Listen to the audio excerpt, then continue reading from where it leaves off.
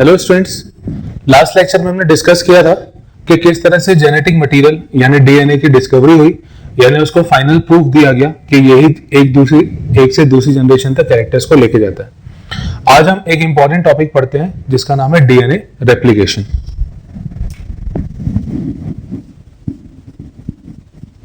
DNA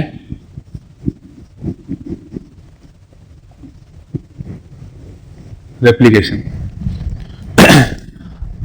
अपन ने कुछ time पहले डिस्कस किया था सेंट्रल डोग्मा के बारे में। सेंट्रल डोग्मा में हमने बताया था कि किस तरह से डीएनए बनता है, डीएनए से एमआरएनए बनता है और एमआरएनए से प्रोटीन्स का या पॉलीपेप्टाइड का फॉर्मेशन होता है। डीएनए रेप्लिकेशन का मतलब होता है डीएनए से डीएनए का बनना।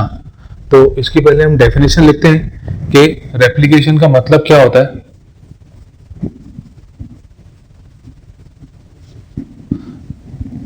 रेप्लिकेशन का मतलब होता है formation of new DNA strand from parent DNA. It is formation of new DNA strand from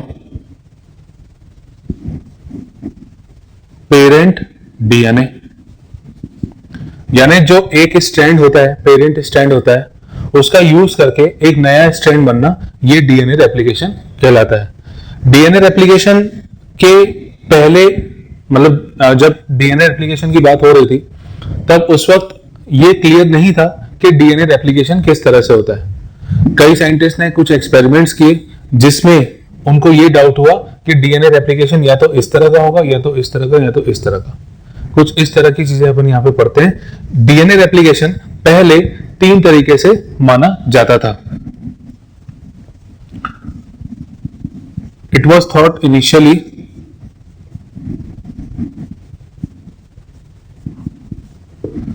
that DNA replication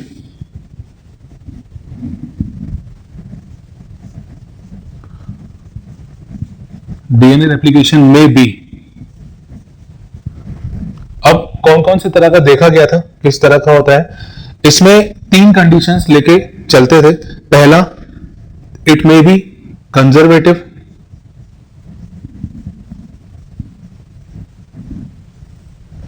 conservative का मतलब क्या होता है, जैसे ये डीएनए स्ट्रैंड है, ये दूसरा डीएनए स्ट्रैंड, इसमें ये माना जाता था कि ये जो डबल स्टैंडर्ड डीएनए है ये अपनी ही जैसी एक कॉपी बनाता है, यानी एक दूसरा डबल स्टैंडर्ड डीएनए बनाता है।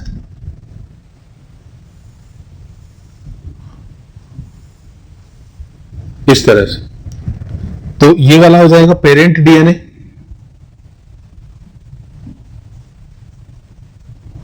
और ये जो बन रहा है नया, ये न्यू डीएनए स्ट्रैंड। ठीक है, तो हम इसमें लिख लेते हैं कंजर्वेटिव मेथड ऑफ रेप्लिकेशन ये कहता है कि one complete DNA strand forms new complete DNA strand. One complete DNA strand, complete DNA strand मतलब ये दोनों डीएनए स्ट्रैंड, और ये एक कंप्लीट नया डीएनए स्ट्रैंड बनाता है, forms new complete DNA strand. और ये बिल्कुल सेपरेट होता है, मतलब इसने पूरी तरह से एक नया डीएनए स्ट्रैंड बना लिया। ये कहलाता है कंजर्वेटिव मेथड। दूसरा जो माना गया था कि डीएनए रेप्लिकेशन सेमी कंजर्वेटिव तरीके से भी होता है।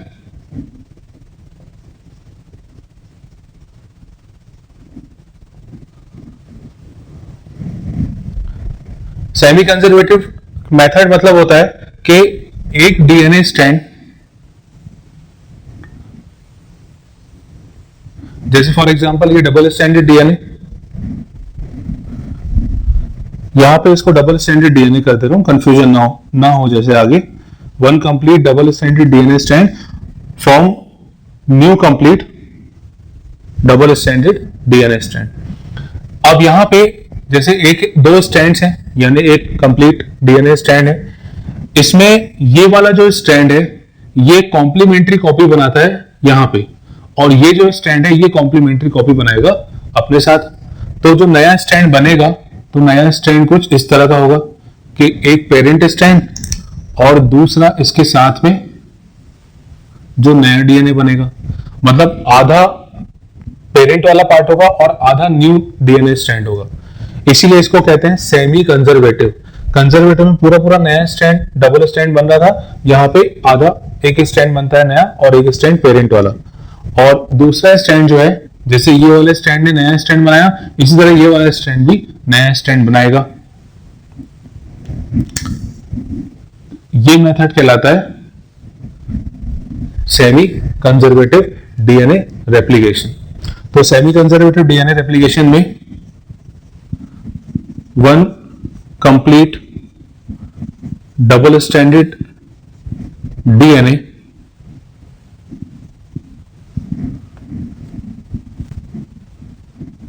replicate in semi conservative manner। Semi conservative manner मतलब ये कि एक स्ट्रैंड पेरेंट वाला होगा और दूसरा स्ट्रैंड जो होगा वो न्यू डॉटर स्ट्रैंड होगा। तो इसमें ब्रैकेट मेंशन कर दे रहे हैं, one parent strand forms new DNA strand, मतलब एक पेरेंट स्ट्रैंड नया डीएनए स्ट्रैंड का फॉर्मेशन करता है, ये सेमी कंजर्वेटिव मेथड। फिर लास्ट तीसरा जो माना जाता था ये था diffuse method of replication, sorry disperse method of replication. Disperse method में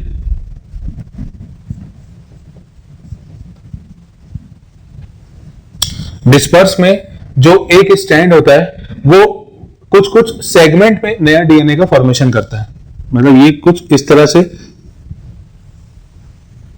ये डबल स्ट्रैंडेड डीएनए और इस डीएनए की छोटी छोटी फ्रेगमेंट्स नया डीएनए बनाएंगी। यानी ये स्ट्रैंड हो गया, तो यहां पे नया डीएनए, फिर ये स्ट्रैंड पेरेंट वाला, फिर नया डीएनए,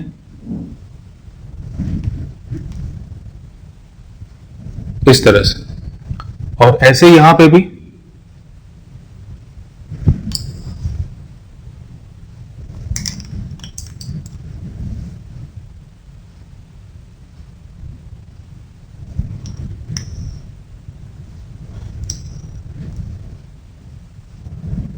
इस तरह से, मतलब डीएनए जो स्ट्रैंड है उसमें छोटी छोटी फ्रेगमेंट्स के फॉर्म में नया डीएनए दिखता है। तो ये है डीएनए रेप्लिकेशन के बारे में जो स्टार्टिंग में बात की गई।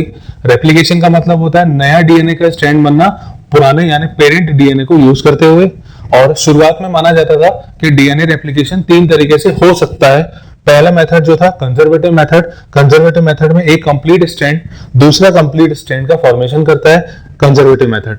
दूसरा था semi conservative method. Semi conservative method में एक DNA strand, complete DNA strand में एक जो पेरेंट स्ट्रैंड होता है वो नया कॉम्प्लीमेंट्री डीएनए स्ट्रैंड बनाता है, दूसरा जो स्ट्रैंड होगा वो भी एक नया स्ट्रैंड बनाएगा, यानी आधा उसमें पुराना होगा पेरेंट वाला, आधा उसमें नया डीएनए स्ट्रैंड होगा।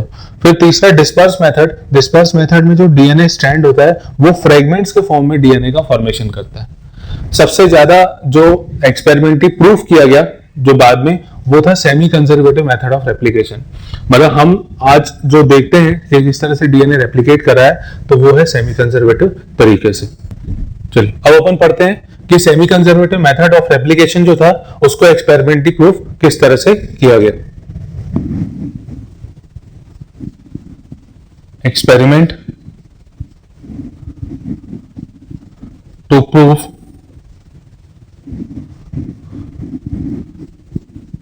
Semi conservative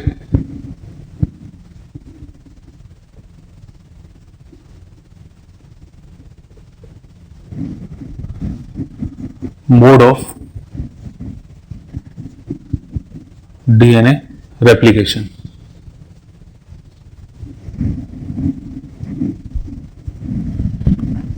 semi conservative method of replication या semi conservative mode of replication इसको सबसे पहले ई कोलाई में फाइनली प्रूव किया गया था। ई कोलाई के साथ साथ फिर बाद में हायर ऑर्गेनिजम्स में, जैसे प्लांट्स में, जैसे ह्यूमन सेल में इसको फाइनली प्रूव किया गया। तो ये पॉइंट पहले लिख लेते हैं। It was first proved in E coli.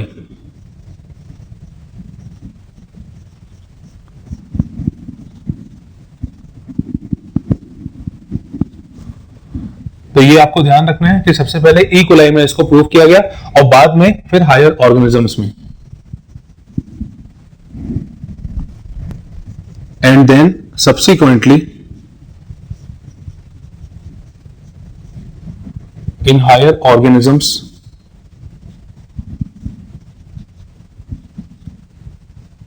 like plants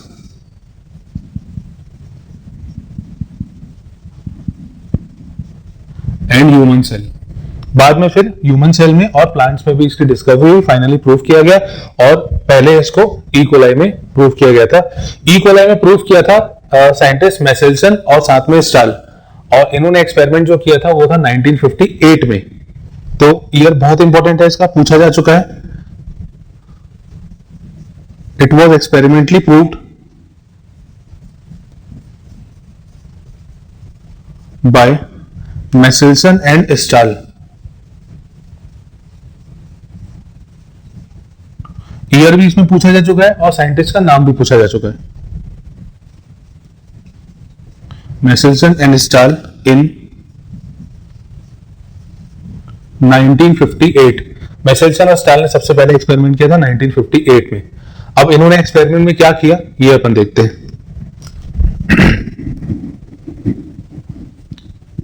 सबसे पहले they culture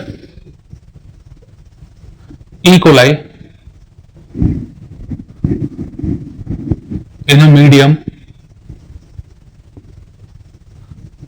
having NH4Cl।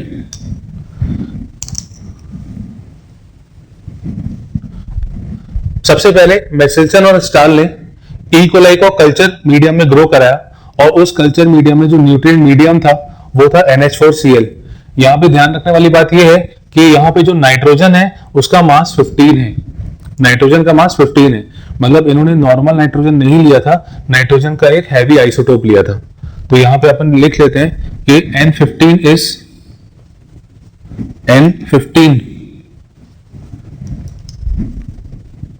is heavy isotope of nitrogen.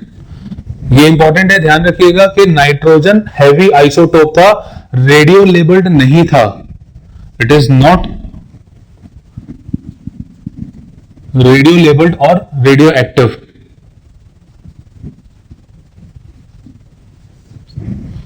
ये रेडियो लेबल्ड या रेडियो एक्टिव नहीं था, ये एक हैवी आइसोटोप था नॉर्मल नाइट्रोजन का। अच्छा, जब ई कोलाई को इस मीडियम में ग्रो कराया तो हमें पता है कि जो नाइट्रोजन होता है वो न्यूक्लिक एसिड का एक इंपॉर्टेंट कॉन्स्टिट्यूएंट है। न्यूक्लिक एसिड नाइट्रोजन बेसिस की बनी होती है, तो ये नाइट्रोजन बेसिस में चला जाएगा जो ई कोलाई का डीएनए होता है उसमें। इसके अलावा कुछ इंपॉर्टेंट सब्सटेंसेस भी जो ई कोलाई की बॉडी में बनते हैं, जो नाइट्रोजन को कंज्यूम करते हैं, उनमें भी ये हैवी आइसोटोप नाइट्रोजन का देखा जाता है। तो दिस हैवी नाइट्रोजन और N15 get incorporated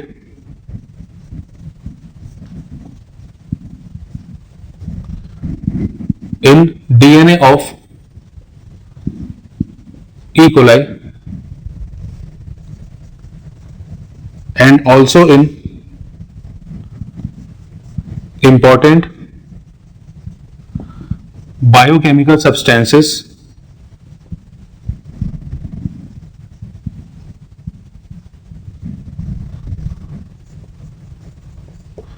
that contain nitrogen. मतलब उन बायोकेमिकल सब्सटेंसेस में भी ये नाइट्रोजन चला जाएगा, जो मतलब नाइट्रोजन वाले सब्सटेंसेस यानी ऐसे कंपाउंड जो नाइट्रोजन का यूज करते हैं उनमें भी ये नाइट्रोजन चला जाएगा। तो अब फाइनली जो ई कोलाई मिलेगा वो ई कोलाई कुछ इस तरह का होगा, यानी ई कोलाई का जो डीएनए होगा वो पूरी तरह से रेडियो लेबल्ड हो जाएगा, यानी ये ई कोलाई का डीएनए हो गया। यहां पे नाइट्रोजन जो है इस स्ट्रैंड में 15 वाला और इस स्ट्रैंड में भी 15 वाला। ठीक है, तो पहले तो अपन समझते हैं कि कल्चर मीडियम में ई कोलाई को ग्रो कराया गया और वो कल्चर मीडियम में अमोनियम क्लोराइड था, NH4Cl था। यहाँ पे नाइट्रोजन जो था इसका मास 15 था। ये हैवी आइसोटोप है नॉर्मल नाइट्रोजन का, ये रेडियो लेबल्ड या रेडियो एक्टिव नहीं होता है। जब नाइट्रोजन को ग्रो कराया ई कोलाई को ग्रो कराया गया इस मीडियम में, तो उसने नाइट्रोजन ले लिया, उसके डीएनए में ये नाइट्रोजन चला गया। इसके अलावा जो भी सब्सटेंसेस नाइट्रोजन को यूज करके जिनका फॉर्मेशन हो रहा था, उन सब्सटेंसेस में भी ये हैवी आइसोटोप नाइट्रोजन का देखा गया।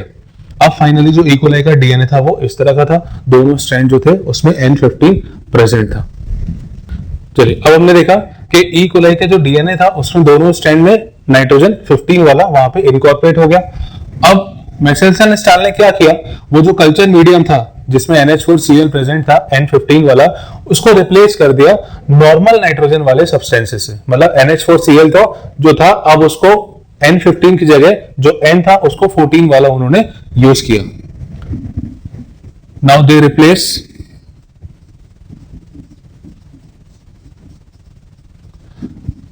कल्चर मीडियम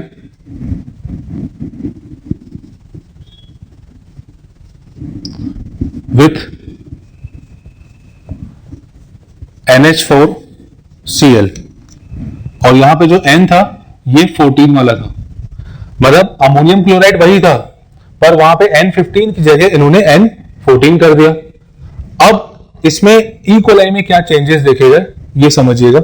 ये एक्सपेरिमेंट वाला पार्ट थोड़ा सा प्रॉब्लम कर सकता है, बाकी अभी इसको फिर से रिवाइज करेंगे तो जो प्रॉब्लम जाएगी वो फिर से कहीं ना कहीं सॉर्ट आउट होती जाएगी।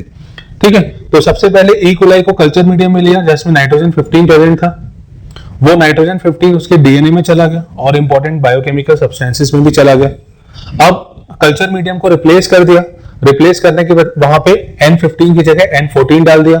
अब बैक्टीरिया N14 लेगा और ये N14 उसके डीएनए में जाएगा। तो अब क्या हुआ कि कुछ थोड़े थोड़े समय के बाद उसकी बॉडी से जो डीएनए वाला पार्ट था उससे सैंपल्स लिए गए और सैंपल लेने के बाद डीएनए के स्ट्रैंड्स में क्या चेंजेस देखने को मिले ये हम समझते हैं।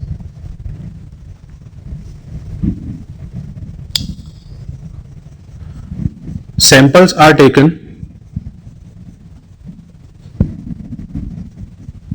at regular time interval। कुछ फिक्स टाइम इंटरवल के बाद सैंपल लेते गए। हमें पता है बैक्टीरिया की बॉडी जो होती है वो 20 मिनट में डिवाइड हो जाती है, तो 20-20 मिनट के हिसाब से यहाँ पे एक पर्टिकुलर टाइम इंटरवल चूज किया गया। सबसे पहले हम देखते हैं स्टार्टिंग कंडीशन में जो ई कोलाई था उसका डीएनए कैसा था। सबसे पहली कंडीशन जब N15 पूरी तरह से डीएनए में आ चुका था, ये शुरुआत की कंडीशन थी। ये N15 पहले स्टैंड में और दूसरे में भी N15। अब जब इस बैक्टीरिया को ग्रो कराया NH4Cl में जिसमें नाइट्रोजन 14 वाला था, तो क्या चेंजेस देखने को मिले। 20 मिनट के बाद जो रिजल्ट सामने आया जब उसको NH4Cl में ग्रो कराया, N14 वाला था, तो क्या होगा, अब ये जो डीएनए ऑलरेडी प्रेजेंट है बैक्टीरिया की बॉडी में, ये इस नाइट्रोजन को यूज करेगा। तो नाइट्रोजन यूज करने के बाद ये स्टैंड किस तरह का हो जाएगा, ये पेरेंट स्टैंड, और नाइट्रोजन 14 को यूज करने के बाद जो स्टैंड बना वो इस तरह का। ठीक है, तो एक स्टैंड ने इस नाइट्रोजन को यूज करके अपने जैसा एक स्टैंड बनाया जो कि कॉम्प्लीमेंट्री था। ऐसे दूसरा स्टैंड जो होगा ये भी नाइट्रोजन 14 को यूज करके फिर एक कॉम्प्लीमेंट्री स्टैंड का फॉर्मेशन करेगा। यानी जो दूसरा स्टैंड यहां पे मिलेगा, ये दूसरा स्टैंड भी ऐसा ही होगा इस तरह से। ठीक है, तो यहां पे ये रेड से जो अपन ने शो किया ये नाइट्रोजन 15 वाला स्टैंड है, और जो ब्लैक से शो किया ये नाइट्रोजन 14 वाला स्टैंड। ठीक है। अब हमें अगली जनरेशन में यानी बैक्टीरिया की नेक्स्ट जनरेशन में आफ्टर 20 मिनट्स जो हमें सामने स्टैंड मिल रहे हैं दो, और ये जो दो स्टैंड है इसमें अगर हम बात करते हैं कि हाइब्रिड स्टैंड कितने हैं और पेरेंट स्टैंड या ओरिजिनल स्टैंड कितने हैं या न्यू स्टैंड कितने हैं, तो हम इसका परसेंटेज इजीली निकाल सकते हैं। यहां पे हाइब्रिड स्टैंड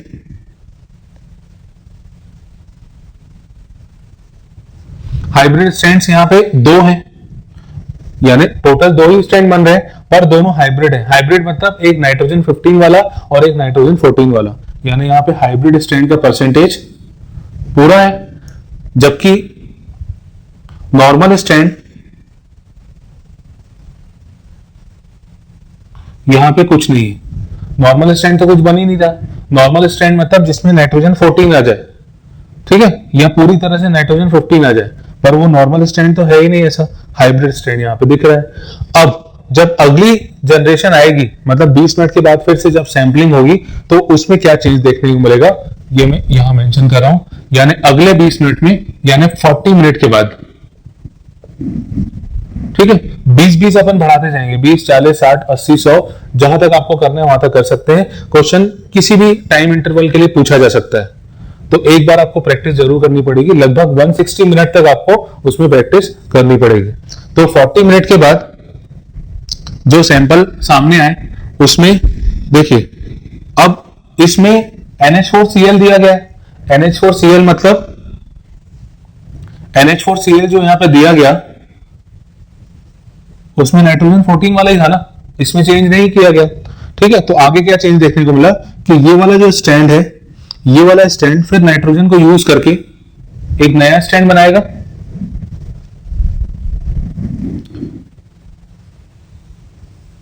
अपन एक एक करके बात कर रहे हैं। सबसे पहले हम ये वाले स्टैंड की बात कर रहे हैं। ये रेड वाला स्टैंड इस नाइट्रोजन 14 को यूज करके एक नया स्टैंड बनाएगा।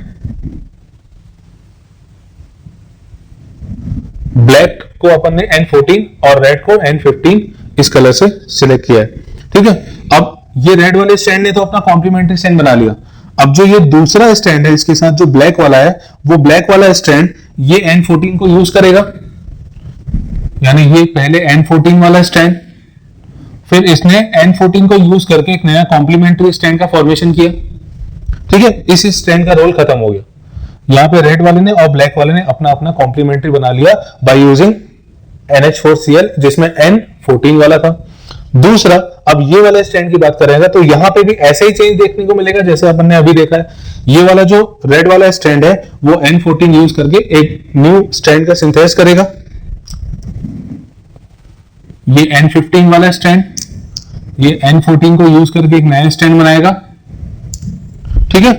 और ये N14 वाला फिर N14 को यूज करके एक नया स्टैंड बनाएगा। ये N14 वाला जो ऑलरेडी प्रेजेंट था, ये N14 को यूज करके इसने एक नया स्टैंड बनाया, यानी पहले स्टैंड एक था, फिर दो स्टैंड हो गए, अब अगली जनरेशन में टोटल 4 स्टैंड हो गए। अब इन 4 स्टैंड में हम अगर हाइब्रिड और नॉर्मल स्टैंड की बात करें तो हाइब्रिड स्टैंड यहां पे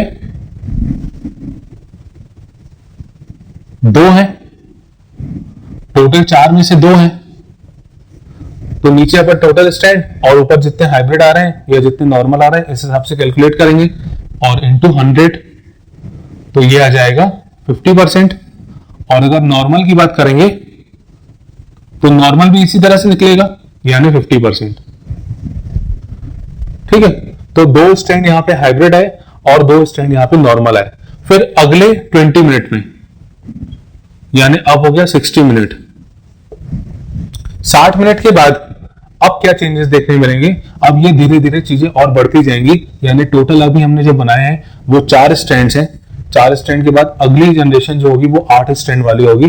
तो यहां पे अपन ड्रॉ कर लेते हैं, इसके बाद जो टाइम इंटरवल आएगा उसमें अपन सीधे नंबर लिख के उसको कैलकुलेट कर लेंगे। तो यहां पे ये वाला स्टैंड रेड वाला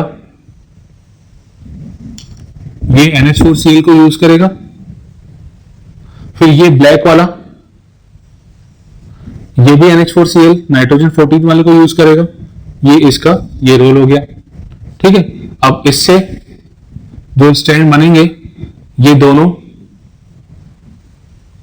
N14 वाले ही बनेंगे क्योंकि पेरेंट स्टैंड यहां पे ऑलरेडी 14 वाले हैं। फिर यहां से इसमें N15 वाला, और फिर ये इस तरह से बनेगा, और फिर एक और 14 वाला इस तरह से बनेगा, और लास्ट वाले के लिए यहां पे दोनों स्टैंड एक जैसे बनेंगे इस तरह से। तो टोटल 4 स्टैंड से अब फाइनली 8 स्टैंड्स का फॉर्मेशन हो रहा है। अब यहां पे अब अगर हम हाइब्रिड की बात करें तो इस केस में हाइब्रिड टोटल 2 हैं, ये 2 स्टैंड बस हाइब्रिड हैं, और टोटल 8 स्टैंड्स हैं। तो हाइब्रिड ऊपर 2 अपॉन नीचे टोटल स्टैंड्स इंटू 100। ठीक है, जब आप इसको सॉल्व करोगे तो ये 1/4 और ये आ जाएगा 25%, यानी हाइब्रिड का परसेंटेज और कम हो गया। और जो नॉर्मल स्टैंड्स बन रहे हैं, नॉर्मल स्टैंड्स टोटल कितने हैं 6, हाइब्रिड टोटल 8, नॉर्मल 6 इंटू 100 करेंगे तो 75%, यानी धीरे धीरे नॉर्मल स्टैंड्स बढ़ते जा रहे हैं और हाइब्रिड स्टैंड्स कम होते जा रहे हैं। अब फिर अगली जनरेशन 80 मिनट्स के बाद अगली जनरेशन में क्या होगा, अगली जनरेशन में ये वाला स्टैंड फिर एक नॉर्मल स्टैंड बनाएगा N14 वाला, और ये वाला स्टैंड फिर से N14 को यूज करके सेम अपने जैसा स्टैंड बनाएगा। यानी टोटल यहां पे जो स्टैंड है ये टोटल 8 है।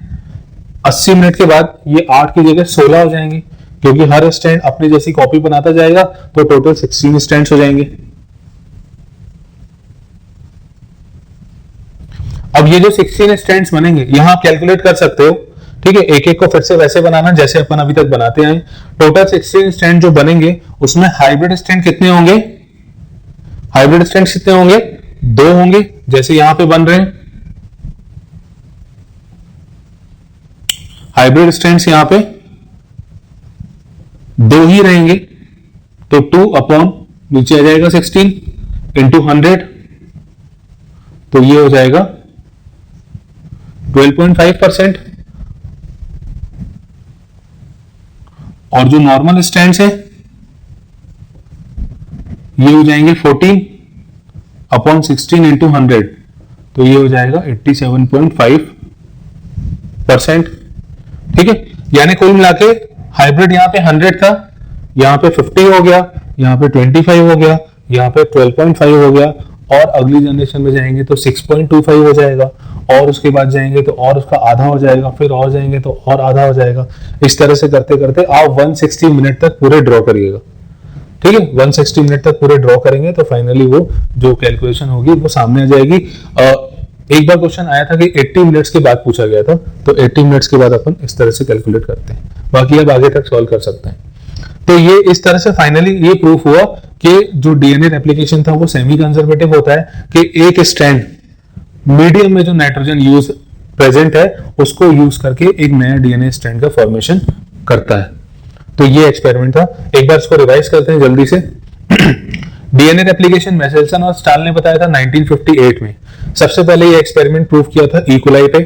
इन्होंने ई कोलाई को एक कल्चर मीडियम में ग्रो कराया जिसमें NH4Cl प्रेजेंट था। यहाँ पे N जो था वो N15 वाला था, वो एक हैवी आइसोटोप है नाइट्रोजन का, रेडियो लेबल नहीं है, रेडियो एक्टिव नहीं है, रेज इमिट नहीं करता किसी भी तरह की। ठीक है, तो उस नाइट्रोजन को यूज करके डीएनए का फॉर्मेशन हुआ और इंपॉर्टेंट बायोकेमिकल सब्सटेंसेस का फॉर्मेशन हुआ। डीएनए टोटली N15 वाला हो गया ई कोलाई में। अब कल्चर मीडियम को वहां पे रिप्लेस कर दिया, कल्चर मीडियम दे दिया NH4Cl। NH4Cl जो था यहाँ पे N जो था वो 14 वाला था, N नॉर्मल 14 वाला था। अब इस N14 को यूज करके फिर से डीएनए का फॉर्मेशन होने लगा। सबसे पहले N को यूज करके इस तरह का डीएनए स्ट्रैंड बनाएगा, फिर अगले 20 मिनट्स के बाद फिर N14 वाला यूज होके इस तरह के स्ट्रैंड बनेंगे, फिर उसके बाद इस तरह के और आगे बढ़ते जाएंगे। तो 100 मिनट के बाद 32 स्ट्रैंड हो जाएंगे, 2 हाइब्रिड वाले रहेंगे और 30 नॉर्मल वाले रहेंगे। एक चीज बहुत इंपॉर्टेंट, चाहे आप कितना भी आगे जाते जाओगे 100 मिनट 120 140 160 पर हाइब्रिड जो स्ट्रैंड बनेंगे वो 2 ही होंगे, क्योंकि यहाँ पे हाइब्रिड स्ट्रैंड 2 ही बनते आ रहे हैं। आगे भी ये दो ही बनते रहेंगे, जब आप सॉल्व करोगे तो सामने आ जाएंगी वो चीजें। हाइब्रिड स्ट्रैंड का परसेंटेज कम होता जाएगा क्योंकि नॉर्मल स्ट्रैंड्स बढ़ते जाएंगे। तो ये एक्सपेरिमेंट फाइनली ये शो करता है कि डीएनए का जो रेप्लिकेशन होता है वो सेमी कंजर्वेटिव तरीके से होता है। ठीक है, ये तो ई कोलाई पे प्रूव किया गया। इसके अलावा साइंटिस्ट ने प्लांट्स पे भी ये मेथड अप्लाई किया, प्लांट्स में भी इसको फाइनली प्रूव किया। तो इसमें एक दो नाम अपन लिख लेते हैं जो इंपॉर्टेंट है। एक साइंटिस्ट है टेलर ने डीएनए रेप्लिकेशन प्लांट्स में प्रूव किया था कि वो सेमी कंजर्वेटिव तरीके से होता है, और जो प्लांट इन्होंने यूज किया था दैट इज विसिया फाबा। इसे अपन कहते हैं फाबा बीन्स।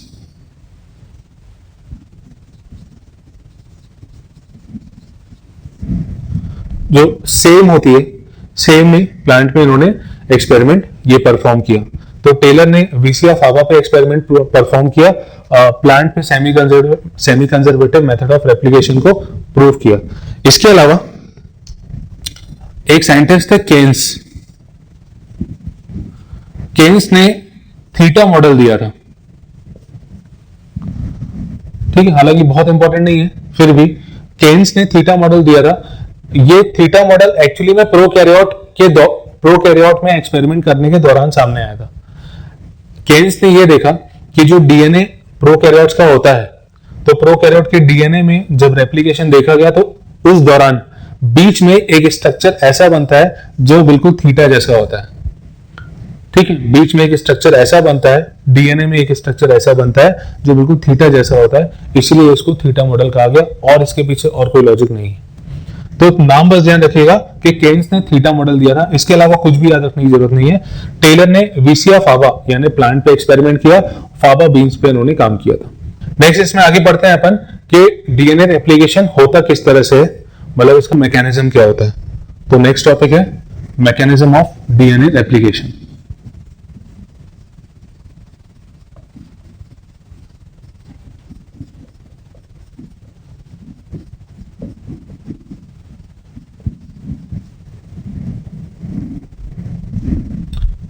इस टॉपिक से भी क्वेश्चंस पूछे जाते हैं। मैकेनिज्म यानी मेथड हम समझते हैं कि किस तरह से डीएनए रेप्लिकेशन होता है।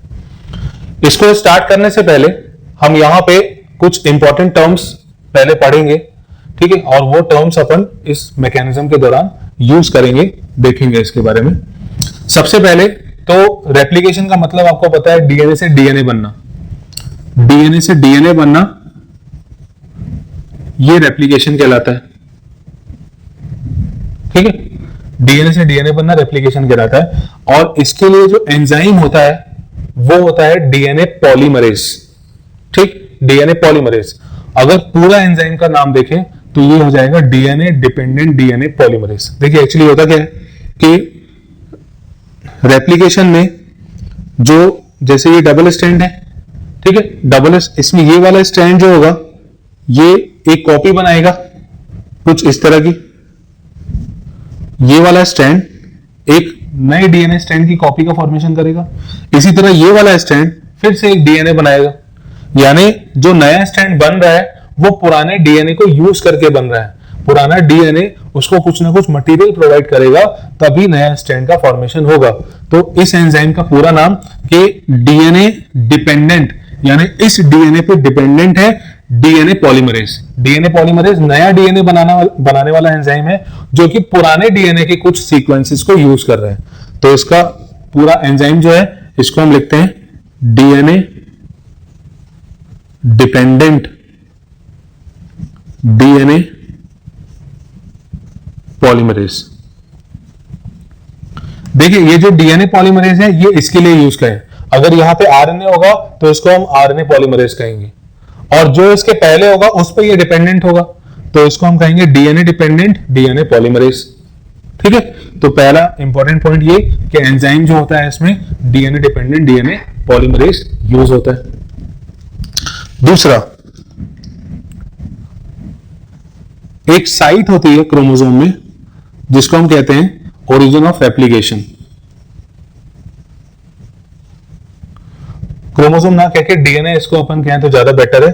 ओरिजिन ऑफ रेप्लिकेशन एक साइट होती है डीएनए स्ट्रैंड में जहां पे रेप्लिकेशन की शुरुआत होती है, इसको हम शॉर्ट में कहते हैं ओरी साइट। ओरिजिन ऑफ रेप्लिकेशन एक साइट होती है जहां पे रेप्लिकेशन की शुरुआत होती है। अगर हम प्रोकैरियोट्स में देखें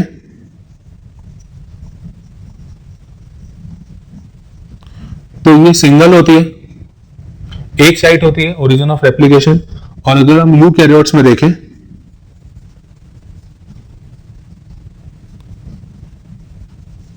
तो इसमें बहुत सारी ओरी साइट्स होती हैं।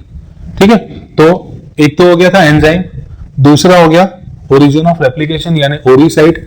ओरी साइट वो जगह है जहां पे डीएनए रेप्लिकेशन स्टार्ट होता है, जहां से डीएनए रेप्लिकेशन स्टार्ट होता है उसको अपन कहते हैं ओरी साइट। प्रोकैरियोट में सिंगल होती है और यूकैरियोट में कई सारी होती है। नेक्स्ट है इसमें एक एंजाइम टोपो आइसोमेरेज। टोपो आइसोमेरेज जो एंजाइम यूज होता है, इसका काम होता है कि जब डीएनए स्ट्रैंड्स नया डीएनए स्ट्रैंड का फॉर्मेशन करता है तो वो ओपन होने लगता है, डीएनए स्ट्रैंड ओपन होने लगता है। ये अभी अपन मैकेनिज्म पढ़ेंगे तब अपन देखेंगे। तो टोपो आइसोमेरेज का काम होता है कि जो स्ट्रैंड वो खोल रहा है उसमें जो टेंशन जनरेट हो रही है, उसमें जो प्रेशर जनरेट हो रहा है, सुपर कॉइलिंग हो रही है, उसको कम करे। तो रिलीज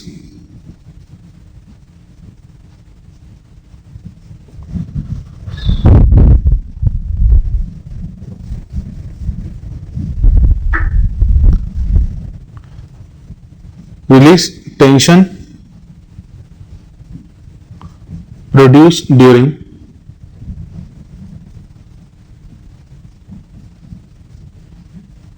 सुपर कॉइलिंग। यानी टेंशन जो प्रेशर उस वक्त प्रोड्यूस होता है उसको कम करने का काम टोपो आइसोमेरेज करता है। ठीक है, तो एंजाइम जहां से कट करेंगे ओरी साइट, टोपो आइसोमेरेज टेंशन को रिलीज करने के लिए।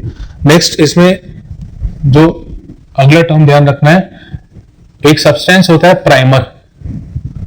प्राइमर जो होता है वो ओलिगो न्यूक्लियोटाइड का सीक्वेंस होता है, sequence of oligo nucleotide, sequence होता है ओलिगो न्यूक्लियोटाइड का। और आपको यह ध्यान रखना है कि प्राइमर हमेशा 3 प्राइम ऑफ टेम्पलेट स्ट्रैंड के पास आके जुड़ता है।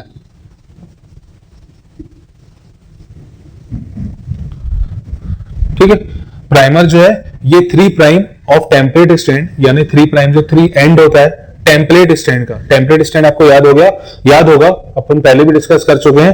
टेम्पलेट स्ट्रैंड वो स्ट्रैंड होता है जो नया डीएनए बनाने में मदद करता है, जो नया डीएनए बनाने में मदद करता है उसको अपन टेम्पलेट स्ट्रैंड कहते हैं। और टेम्पलेट स्ट्रैंड के 3 प्राइम के पास आकर प्राइमर जुड़ता है। तो ये कुछ इंपॉर्टेंट चीजें हो गई। एक दो टर्म्स अपन और यहां पे समझते हैं। एक होता है एंजाइम हेलिकेज। हेलिकेज एंजाइम जो होता है वो डीएनए स्ट्रैंड्स को कट करता है।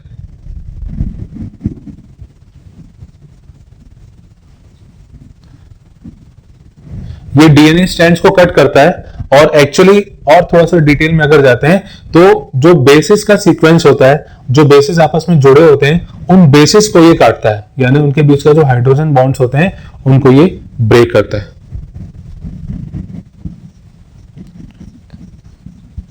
एक एंजाइम होता है लाइगेज। लाइगेज जो होता है, ये लाइगेज जो डीएनए के स्ट्रैंड्स होते हैं उनको सील करने का काम करता है।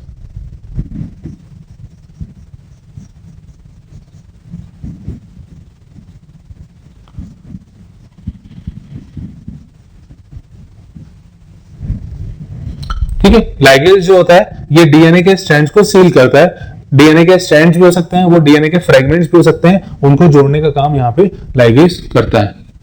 एक बहुत इंपॉर्टेंट पॉइंट, जो नया डीएनए स्ट्रैंड का फॉर्मेशन होता है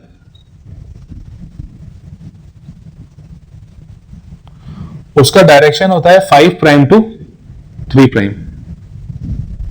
जो न्यू डीएनए फॉर्मेशन होता है उसका डायरेक्शन होता है 5 प्राइम टू 3 प्राइम। ठीक है, तो नया स्ट्रैंड बना 5 से 3 प्राइम की तरफ। डीएनए हो चाहे आरएनए हो, जो स्ट्रैंड का फॉर्मेशन होगा वो 5 से 3 प्राइम की तरफ ही होगा। तो mechanism of DNA application upon start करने से पहले कुछ बेसिक टर्म समझते हैं। डीएनए से डीएनए बनाने के लिए जो एंजाइम है that is DNA dependent DNA polymerase. Origin of replication वो साइट, वो जगह जहां पे डीएनए रेप्लिकेशन स्टार्ट होता है। प्रोकैरियोट में ये जगह सिंगल होती है और यूकैरियोट्स में कई सारी होती है, क्रोमोसोम्स में और डीएनए में। टोपोआइसोमरेज ऐसा एंजाइम है जो टेंशन को रिलीज करता है जब सुपर कॉइलिंग होती है तब, यानी जब डीएनए स्ट्रैंड्स खुलते हैं तो वहां पे सुपर कॉइलिंग होती है। ये अभी अपन बात करते हैं किस तरह से होती है। तो वहां पे टेंशन जो बनती है उसको कम करने का काम टोपोआइसोमरेज करता है। प्राइमर ओलिगोन्यूक्लियोटाइड का सीक्वेंस है, यानी कई सारे न्यूक्लियोटाइड इसमें मिलके जुड़ के प्राइमर का फॉर्मेशन करते हैं। और ये प्राइमर आपको याद रखना है, मैकेनिज्म ये चीज यूज होगी कि ये प्राइमर जो होता है टेम्पलेट स्ट्रैंड के 3 प्राइम के पास आके जुड़ता है। हेलिकेज ऐसा एंजाइम है जो डीएनए के स्ट्रैंड्स को कट करता है और बेसिस के बीच का जो हाइड्रोजन बॉन्ड्स है उनको ब्रेक करता है। लाइगेज ऐसा एंजाइम है जो डीएनए के स्ट्रैंड्स को सील करता है, जोड़ देता है। और नया डीएनए स्ट्रैंड का जो फॉर्मेशन होता है वो 5 से 3 प्राइम की तरफ होता है। नया डीएनए बने चाहे नया आरएनए बने, उसका डायरेक्शन 5 से 3 प्राइम ही रहता है। ठीक है, तो अब अपन स्टार्ट करते हैं कि नया डीएनए का स्ट्रैंड्स बनते कैसे हैं। चलिए स्टार्ट करते हैं इसका मैकेनिज्म। सबसे पहले अपन डीएनए स्ट्रैंड लेते हैं।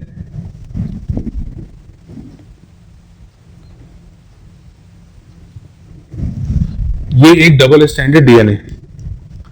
इस डबल स्ट्रैंडेड डीएनए में फॉर एग्जांपल ये एक साइट है जिसको अपन कहते हैं ओरी साइट। ठीक है, ये डीएनए में पाई जाती है। अब यहां पे हेलिकेज एंजाइम घूमता रहता है। हेलिकेज एंजाइम घूम रहा है और जैसे ही घूमते घूमते वो ओरी साइट के कांटेक्ट में आया, उसने ओरी साइट से उस डीएनए को कट करना शुरू कर दिया। ठीक है, तो जब वो कट करके अंदर जाएगा, यहां से हेलिकेज एंटर करेगा। हेलिकेज एंटर करेगा, उसको ओरिजिन ऑफ रेप्लिकेशन मिल गया और ये वाला पार्ट ओरिजिन ऑफ रेप्लिकेशन, ये helicase. Helicase origin of replication से अंदर एंटर कर रहा है। अंदर एंटर करने के बाद ये पार्ट ओपन हो जाएगा कुछ इस तरह से। और यहां पे हेलिकेज जब अंदर आ चुका है तो ये जो स्ट्रैंड है ये इसको भी वो कट करने लगेगा। भाई दोनों स्ट्रैंड कटेंगे ना। ठीक है, यहां पे बेसिस का जो सीक्वेंस है उसको ये ब्रेक करने लगा।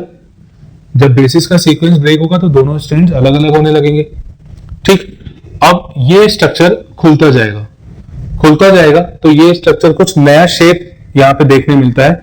जैसे फॉर एग्जांपल इसको मैं स्ट्रेट लाइन के फॉर्म में ड्रॉ कर रहा हूं। जैसे ये दो स्ट्रैंड और ये वाला पार्ट खुलने लगा, हेलिकेज ने उसको काटा तो वो ओपन होने लगा इस तरह से। ठीक है, तो ये ओपन हो गया तो इस तरह का शेप हमको दिखेगा, यानी ये स्ट्रक्चर कुछ ऐसा बनेगा। यहां से खुलता जा रहा है और फिर वापस वैसे डबल स्ट्रैंड, ये दोनों डबल स्ट्रैंड वैसे फोल्डेड मैनर में है। उसको यहां पे शो किया गया है सिंपल तरीके से, बाकी मैं बना सकता हूं ऐसे। तो इस तरह से ये डबल स्ट्रैंड देखने मिलेगा ऐसा। हम इसको सीधा बना के इसको आके समझेंगे, उसमें आसानी जाएगी, ये कॉम्प्लेक्सिटी थोड़ी सी कम हो जाएगी। ठीक है, तो फिर से एक बार समझते हैं कि हेलिकेज एंजाइम घूम रहा है। जैसे ही उसको ओरिजिन ऑफ रेप्लिकेशन मिला, ओरिजिन ऑफ रेप्लिकेशन से वो अंदर चला गया। ओरिजिन ऑफ रेप्लिकेशन वो जगह है जहां पे डीएनए रेप्लिकेशन स्टार्ट होता है और हेलिकेज इस ओरिजिन ऑफ रेप्लिकेशन से अंदर चला गया। तो पहला पॉइंट हम लिख लेते हैं कि हेलिकेज कट डीएनए स्ट्रैंड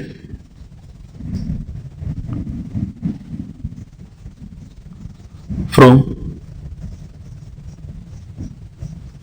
ओरी साइट। ठीक है, फिर नेक्स्ट पॉइंट, ये डीएनए स्ट्रैंड खुलता गया, खुलने के कारण जो स्ट्रक्चर मिला वो इस तरह का मिला। हम सिर्फ अब इतना पार्ट ड्रॉ कर रहे हैं, सिर्फ ये वाला पार्ट ड्रॉ करते हैं। हम सिर्फ इतना पार्ट लेके समझते हैं। ठीक है, तो जो नया स्ट्रक्चर मिला, ये नया स्ट्रक्चर कुछ ऐसा था। वाई शेप का स्ट्रक्चर दिख रहा है ये। ठीक है,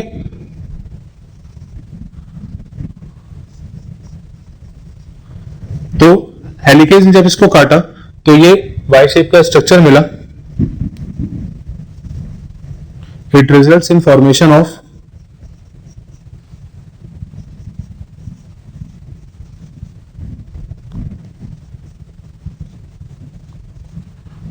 Y shape structure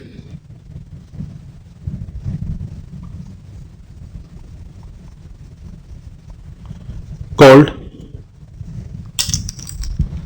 replication fork.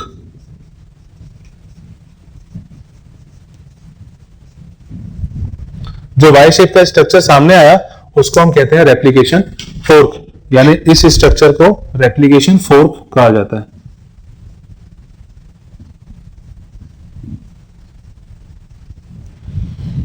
ये वाई शेप स्ट्रक्चर है. ठीक है, अब हम इसको ड्रॉ करते हैं कुछ इस तरह से.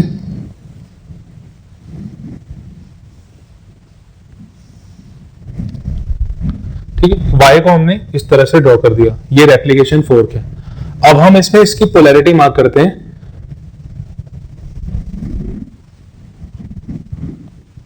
थ्री प्राइम, 5 प्राइम, और ये हो जाएगा 3 प्राइम और ये 5 प्राइम. ठीक है, तो अब ये जो स्टैंड है ये पेरेंट स्टैंड कहलाएगा. अभी नया स्टैंड बनना शुरू नहीं हुआ है, ये पेरेंट स्टैंड कहलाएगा. और पेरेंट स्टैंड में अपन ने पोलैरिटी मार्क कर दी. एक अगर 3 से 5 की तरफ है तो दूसरा इस तरफ होगा, मतलब एक का अगर डायरेक्शन ऐसा है तो दूसरे का इस साइड हो जाएगा. ठीक, तो ये रेप्लिकेशन फोर्क. अच्छा, अब एक चीज, जब ये स्ट्रक्चर खुलेगा, जब ये स्ट्रक्चर खुलता है तो खुलने के कारण यहां का प्रेशर जो होता है वो इन एंड्स पे बहुत सारा होता है. जब ये स्टैंड खुलता है तो जब वो खुलेगा तो यहां पे जो ये जो एंड्स हैं, ये जो एंड्स हैं, यहां पे प्रेशर बहुत ज्यादा होगा. और प्रेशर ज्यादा होगा तो ये स्ट्रक्चर बाद में टूट सकता है और किसी और मैनर में म्यूटेट हो सकता है. तो इस चीज को कम करने के लिए, यानी इस प्रेशर को कम करने के लिए एंजाइम काम करता है. कौन सा?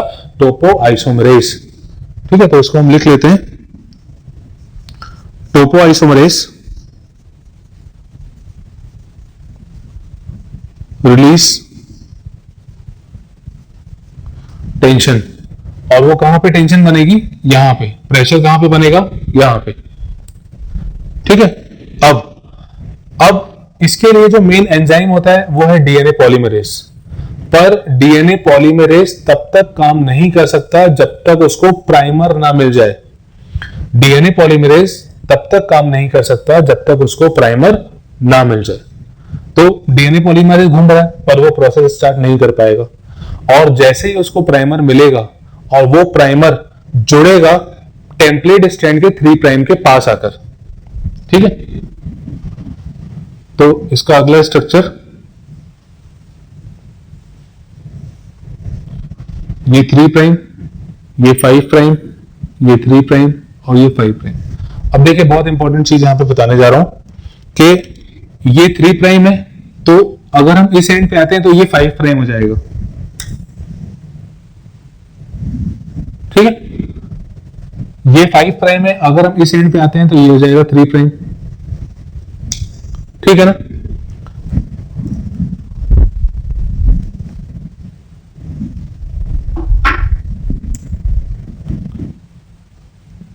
ये 3 प्राइम तो ये हो जाएगा 5 प्राइम. ये 5 प्राइम है तो ये हो जाएगा 3 प्राइम. ठीक, अब प्राइमर हमने पढ़ा था, जो टेम्पलेट स्ट्रैंड होता है उसके 3 प्राइम के पास आकर बैठता है. यहां पे टेम्पलेट स्ट्रैंड ये भी है और ये भी है.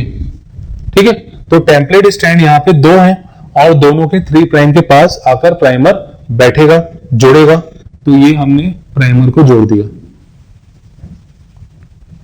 और ये हमने प्राइमर को जोड़ दिया. डीएनए रेप्लिकेशन एक कॉम्प्लिकेटेड प्रोसेस है, अपन उसको स्टेप बाय स्टेप समझते जा रहे हैं. फिर से एक बार थोड़ा सा रिवाइज कराता हूं. सबसे पहले हेलिकेज को ओरिजिन ऑफ रेप्लिकेशन साइट मिली. ये हेलिकेज ओरिजिन ऑफ रेप्लिकेशन की मदद से इस डीएनए स्ट्रैंड को काटेगा, अंदर एंटर करेगा, ये स्ट्रैंड खोलने लगेगा. खोलने के बाद जो स्ट्रक्चर बनता है वो इस तरह का बनता है. ये जो वाई शेप का स्ट्रक्चर है इसको अपन ने रेप्लिकेशन फोर्क का, हमने रेप्लिकेशन फोर्क में पोलैरिटी मार्क कर दी 3 से 5 और 3 से 5. ठीक है, दोनों की ऑपोजिट पोलैरिटी होती है। अब ये टेम्पलेट स्ट्रैंड की तरह काम करेगा क्योंकि ये दोनों स्ट्रैंड नया डीएनए स्ट्रैंड बनाने में मदद करते हैं। तो इस कंडीशन में हमने इस तरह से आगे इसको मेंशन किया है, ये दोनों पोलैरिटी हो गई। अब प्राइमर जो होता है वो 3 प्राइम के पास आके बैठेगा। ठीक, तो इसमें हम लिख लेते हैं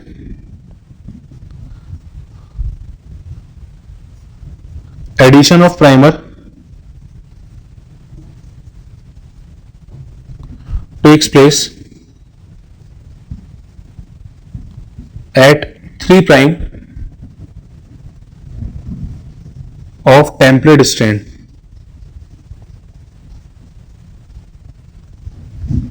टेम्पलेट स्ट्रैंड पे 3 प्राइम के पास आके बैठता है। ठीक है, आप इसके अलावा जो भी पॉइंट लिखना चाहें उसको वहां पे पॉइंट बना के लिखते जाइएगा। अब डीएनए पॉलीमरेज, मैंने अभी बात की थी, डीएनए पॉलीमरेज तब तक काम नहीं कर सकता जब तक उसको प्राइमर ना मिल जाए। अब जैसे यहाँ पे प्राइमर आके बैठेगा, नया डीएनए का फॉर्मेशन शुरू हो जाएगा। और नया डीएनए का फॉर्मेशन किस डायरेक्शन में होता है? 5 से 3 प्राइम की तरफ। तो यहाँ पे अगर ये 3 प्राइम है तो ये हो जाएगा 5 प्राइम, अगर ये 3 प्राइम है तो ये हो जाएगा 5 प्राइम। ठीक है, 5 से 3 की तरफ होता है। अगर यहाँ पे ये 5 प्राइम है तो ये हो जाएगा 3 प्राइम।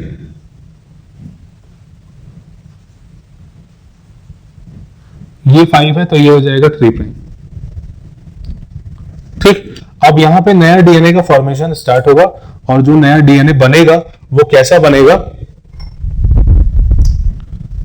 ये बनेगा 5 से 3 प्राइम की तरफ, और ऐसे यहां पे बनेगा 5 से 3 प्राइम की तरफ। ये नया डीएनए स्ट्रैंड बन रहा है। ये न्यू डीएनए स्ट्रैंड का फॉर्मेशन हुआ 5 से 3 प्राइम की तरफ। अब और आगे बढ़ते हैं। जैसे जैसे ये प्रोसेस आगे बढ़ता जाएगा, ये जो एंड्स हैं ये इधर होते जाएंगे, मतलब और पीछे होते जाएंगे, यानी हेलिकेज इसको और काटता जा रहा है और आगे की तरफ वो बढ़ता जा रहा है। तो ये स्ट्रक्चर हमको कुछ इस तरह का देखने मिलता है।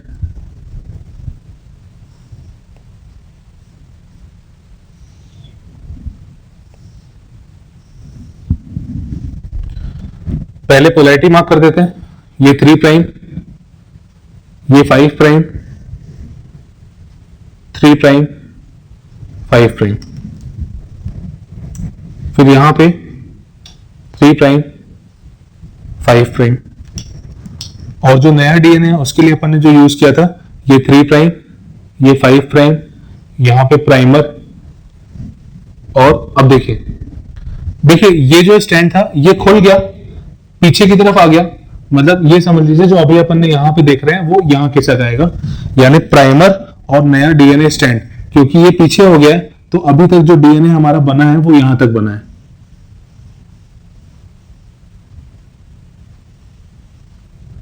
ये डीएनए, यहां तक का डीएनए ये है।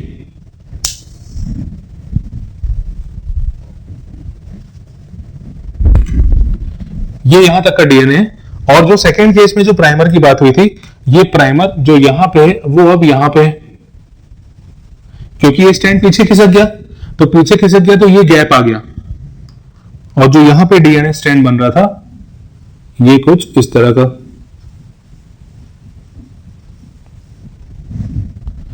ठीक है ना, चलिए अब और आगे बढ़ते हैं।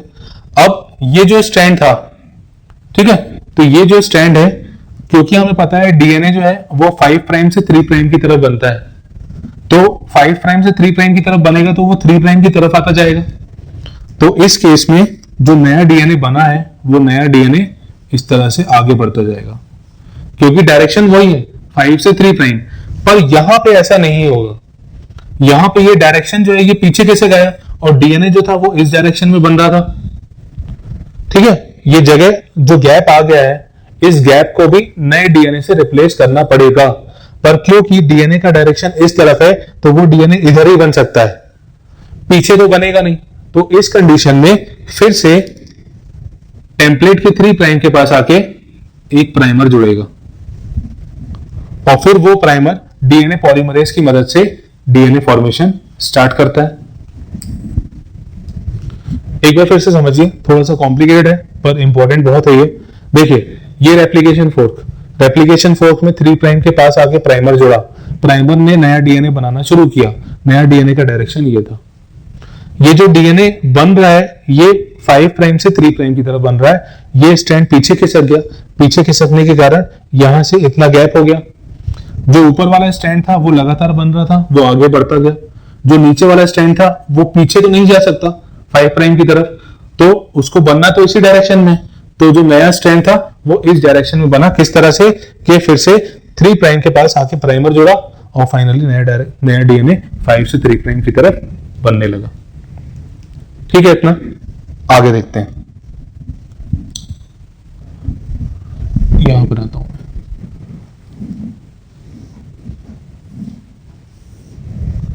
अब क्या होगा, अब ये जो स्टैंड है जो नया डीएनए यहां तक बन चुका है, ये थोड़ा सा और खुलेगा तो ये और पीछे आ जाएगा।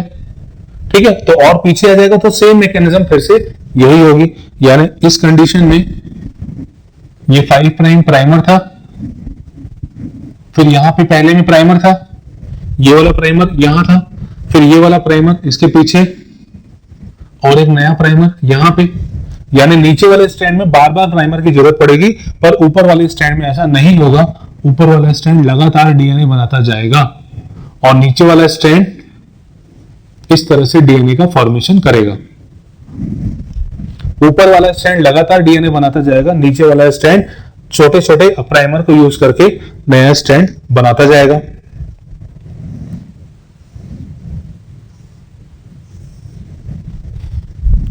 ठीक है, अब ये जो स्ट्रैंड बन रहा है, जो लगातार स्ट्रैंड बन रहा है, इसको हम कहते हैं कंटिन्यूअस और लीडिंग स्ट्रैंड। ये जो स्ट्रैंड बन रहा है इसको हम कहते हैं कंटिन्यूअस और लीडिंग स्ट्रैंड। और जो स्ट्रैंड नीचे की तरफ बन रहा है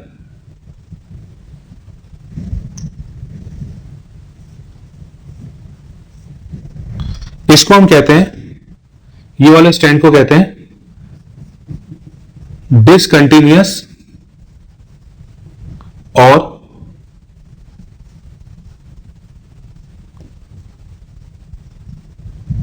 लैगिंग स्ट्रैंड। नीचे वाला स्ट्रैंड कहलाता है डिसकंटिन्यूअस और लैगिंग स्ट्रैंड। और ये जो फ्रेगमेंट्स जो डीएनए के दिख रहे हैं, ये जो फ्रेगमेंट दिख रहे हैं, एक मिनट, इसके अगले स्टेप में मैं इसको बताता हूं। अब ये जो स्ट्रैंड बना है, ये स्ट्रैंड किस तरह का होगा यहां पे मैं बताता हूं।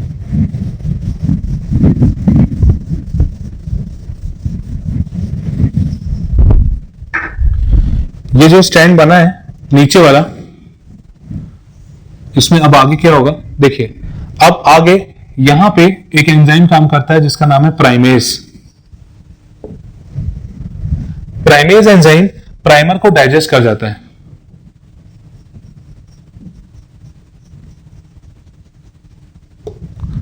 प्राइमर को डाइजेस्ट कर जाता है, तो प्राइमर जब हट जाएगा, प्राइमर को डाइजेस्ट कर लेगा वो, तो नीचे वाला स्ट्रैंड कुछ इस तरह का दिखेगा। यानी यहां से प्राइमर हट गया, इसने प्राइमर को हटा दिया, तो प्राइमर जब हट जाएगा तो इस तरह से दिखेगा। ये जो डीएनए के स्ट्रैंड्स हैं, ये छोटे छोटे फ्रेगमेंट्स के फॉर्म में दिख रहे हैं। इन फ्रेगमेंट्स को हम कहते हैं ओकाजाकी फ्रेगमेंट्स।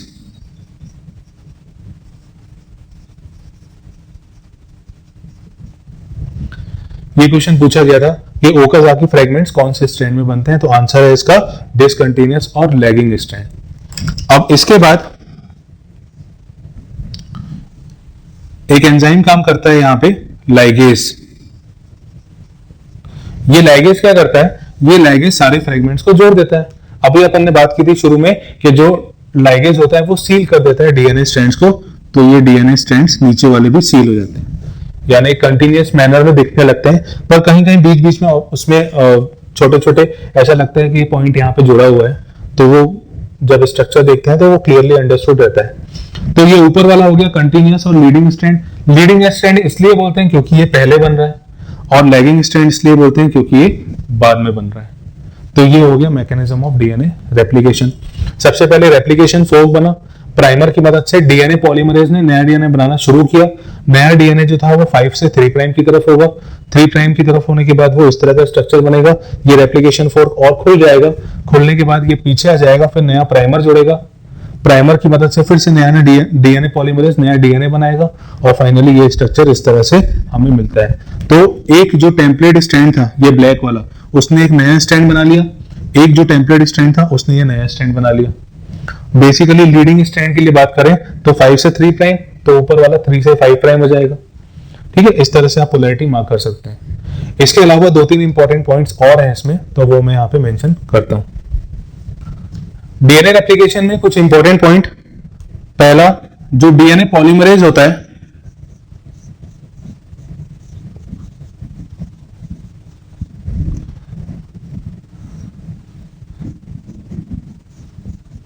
इसकी एफिशिएंसी काफी ज्यादा होती है, यानी ये बहुत तेजी से प्रोसेस को आगे बढ़ा सकता है। इसके अलावा एक्यूरेसी भी ज्यादा होती है, यानी प्रॉपर मैनर में उस प्रोसेस को आगे बढ़ाए, ये डीएनए पॉलीमरेज का काम होता है। एक सब्सटेंस होता है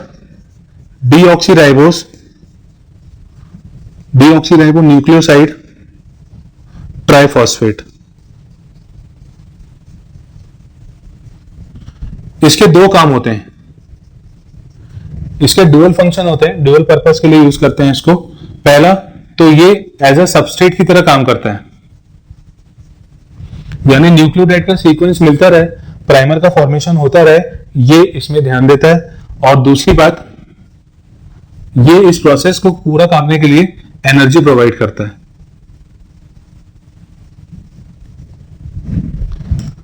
डीऑक्सीराइबो न्यूक्लियोसाइड ट्राइफॉस्फेट है, 3 फॉस्फेट है। इसमें जो 2 फॉस्फेट होते हैं वो हाई एनर्जी कंपाउंड्स होते हैं और एनर्जी मिलती है, यानी डीएनए रेप्लिकेशन एक एनर्जी कंज्यूमिंग प्रोसेस है। ठीक है। ई कोलाई में रेप्लिकेशन टाइम होता है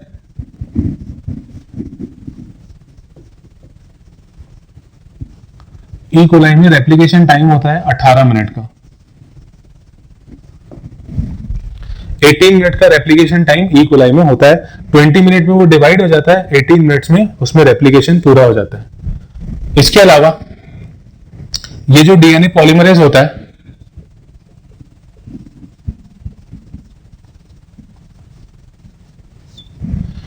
ये पॉलीमराइजेशन बहुत तेजी से करता है, यानी अप्रोक्सीमेटली 2000 बेस पेयर पर सेकेंड फॉर्मेशन होता है डीएनए पॉलीमरेज की मदद से। 2000 बेस पेयर पर सेकेंड, इतना पॉलीमराइजेशन स्पीड देखी जाती है डीएनए पॉलीमरेज की, यानी हर सेकेंड में 2000 बेस पेयर का फॉर्मेशन डीएनए पॉलीमरेज करा सकता है। यूकैरियोट्स जो होते हैं, यूकैरियोट्स में डीएनए रेप्लिकेशन जो होता है,